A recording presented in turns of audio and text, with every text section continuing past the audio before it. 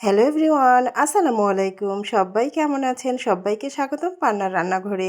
নিশ্চয়ই সবাই অনেক ভালো আছেন। সবার জন্য অনেক অনেক দোয়া আর ভালোবাসা দিয়ে শুরু করছি আজকের রেসিপিটা।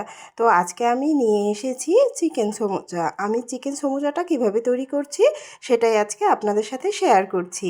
তো এখানে আমি একটা বাটির মধ্যে আমি খানিকটা ময়দা নিয়ে নিয়েছি। আর এখানে ময়দার সাথে আমি পরিমাণ মতো লবণ আর 1 চামচ পরিমাণ চিনি নিয়েছি আর 2 চামচ পরিমাণ সয়াবিন তেল নিয়ে নিয়েছি। তো এটা আমি এখন ভালোভাবে মাখিয়ে নিচ্ছি। এটাকে এরকম করে সম্পূর্ণ ময়দার সাথে ভালোভাবে তেলটা যেন মেখে যায় ততক্ষণ পর্যন্ত এটাকে আমাকে মাখাতে হবে। আমি এভাবে এটাকে মাখিয়ে নিচ্ছি।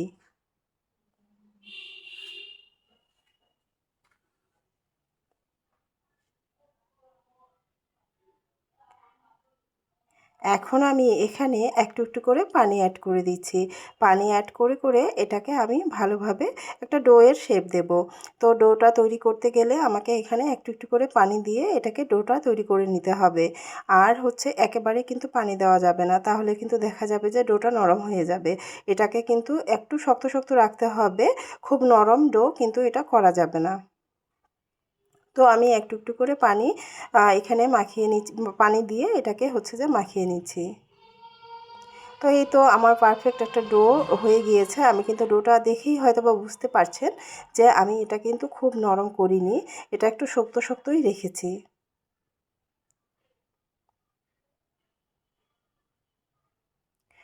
আমার ডোটা কিন্তু তৈরি হয়ে আর গিয়েছে। এই এখন আমি পর্যায়ে চলে যাব কিন্তু আমি চুলায়। এখন চলে চুলায় আমি যাচ্ছি প্যান চুলায়। বসিয়ে আমি চুলায় দিয়েছি। প্যান বসিয়ে দিয়েছি। আর আমি এখন এখানে এখন আমার আমি কেটে রাখা এখানে কিউব করা যেই হচ্ছে কিউব চিকেনগুলো করা দিয়ে দিচ্ছি। মাংসগুলো রেখেছিলাম সেই মাংসগুলো ছেড়ে দিলাম।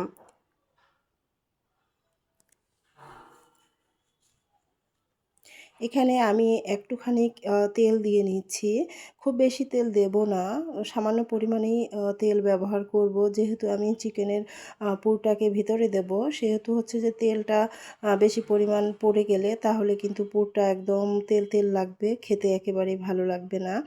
আর আমি এখানে কিন্তু অল্প পরিমাণে তেল দিয়েছি। যতটুকু তেল দিয়েছি আমি যে উপকরণগুলো এখানে ব্যবহার করব সেই উপকরণগুলো অনুযায়ী কিন্তু তেলটা অনেকটাই হচ্ছে যে কম। এখন শুধু হচ্ছে যে মাংসগুলো ভাজতেছি তাই তেলটা বেশি লাগতেছে, কিন্তু তেল আমি খুবই হচ্ছে যে যতগুলো উপকরণ সেই তুলনায় তেলটা কিন্তু অনেকটাই কম হয়ে গিয়েছে। যাই হোক, এই কম তেল দিয়েই কিন্তু এটাকে হচ্ছে যে তৈরি করতে হবে।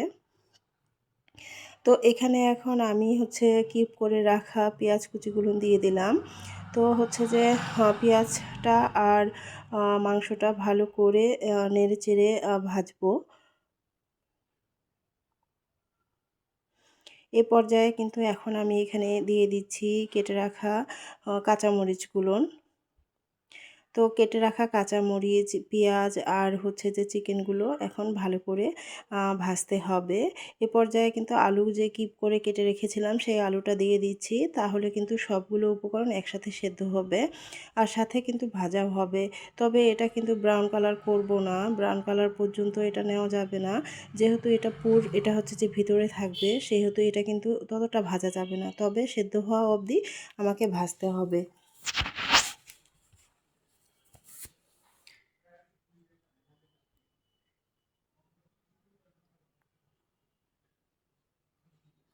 এখন এই পর্যায়ে কিন্তু আমি স্বাদ মতন এখানে লবণ নিয়ে নিচ্ছি।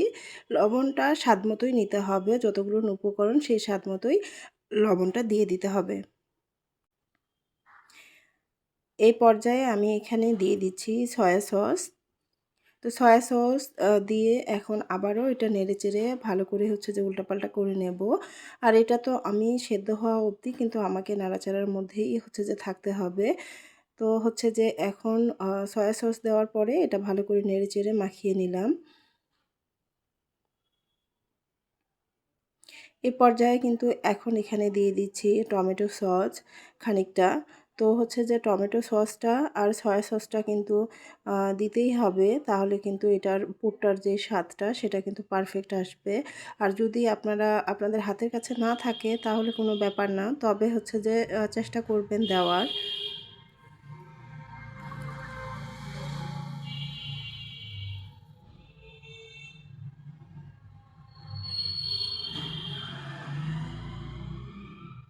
এ পর্যায়ে কিন্তু আমি এখন এখানে দিয়ে দিচ্ছি স্বাদে ম্যাজিক মশলা।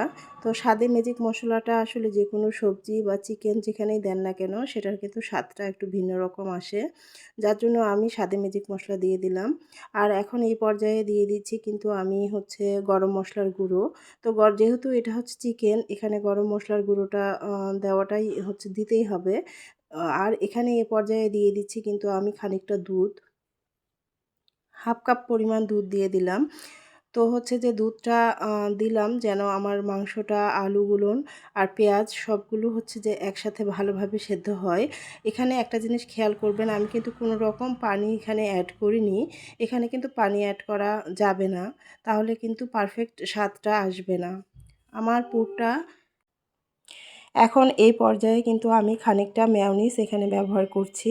তো হচ্ছে যে মেয়োনিজটা আমি এখানে দিলাম। এখন এটাকে ভালোভাবে আবারও নেড়ে-চেড়ে এটাকে ৫ মিনিটের মতো জাল করে নিতে হবে।